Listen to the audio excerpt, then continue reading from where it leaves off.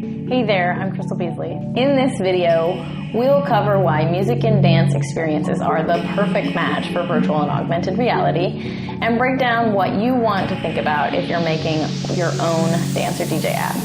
Welcome to Embodied Reality.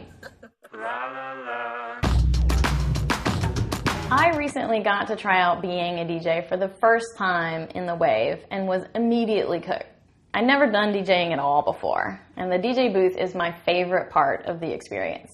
Players can build their confidence with music by mixing existing songs together. They can immediately see how well they're doing at that by watching how the crowd is reacting.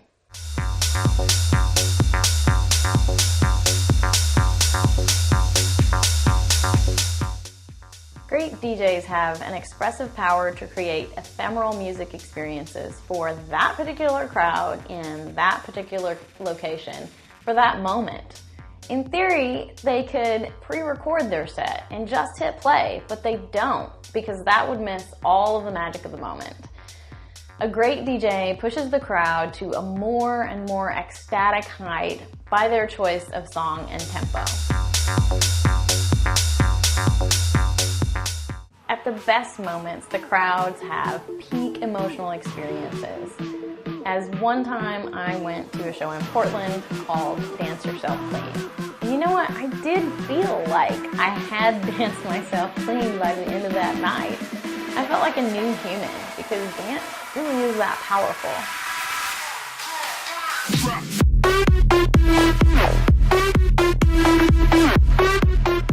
You're massively failing at being a DJ, actually, if people don't dance. The entire goal of being a DJ is to get people on the floor.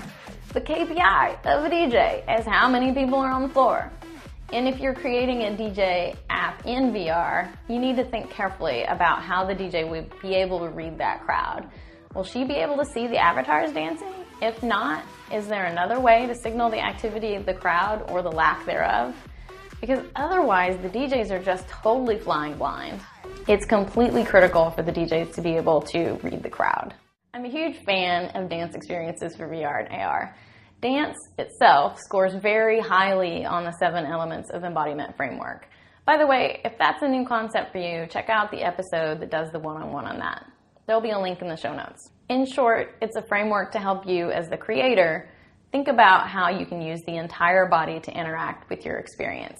It's real simple. Experiences which use more of the body are more intense, and the embodiment framework makes sure that you're thinking about every possible way that you can be doing that. 7 elements of embodiment are motion, pose, exertion, sound, synchronization, touch, and breath. Let's take them one at a time. If your DJ app has an audience members merely listening, that only hits one element on the list, sound. The moment you add dance to that equation, wham, you picked up 5 more elements. Incorporating dance into your experience is a quick hack to getting a more embodied, intense experience. Dance uses and stimulates the whole body. When you're dancing, you're in motion. You're contorting your body into different poses to match the mood of the music and exerting all of your muscles. That's the first 3 kinematic elements straight away. Players dance in sync with the beat of the sound. Those motions are also sometimes in sync with the other people in the room, which is why your players in VR should ideally be able to see each other. Just like in real life, the larger the number of people in the crowd, the more intense the experience is likely to be.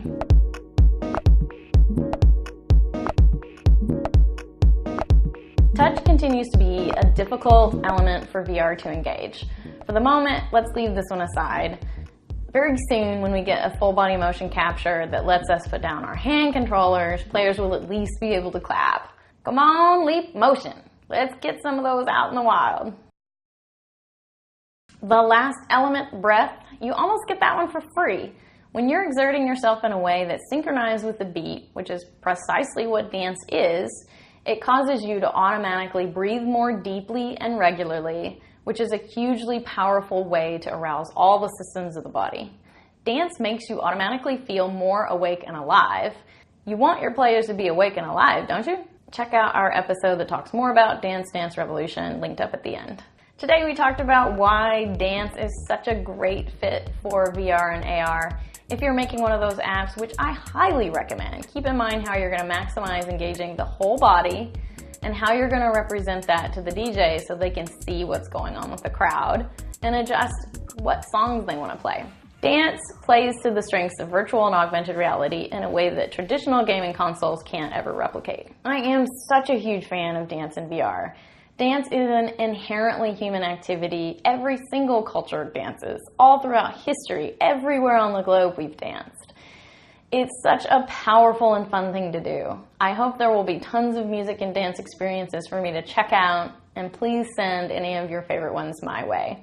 I'm on Twitter at @CrystalDBeasley. Please hit the subscribe button on YouTube to get a nice little note when I publish new episodes.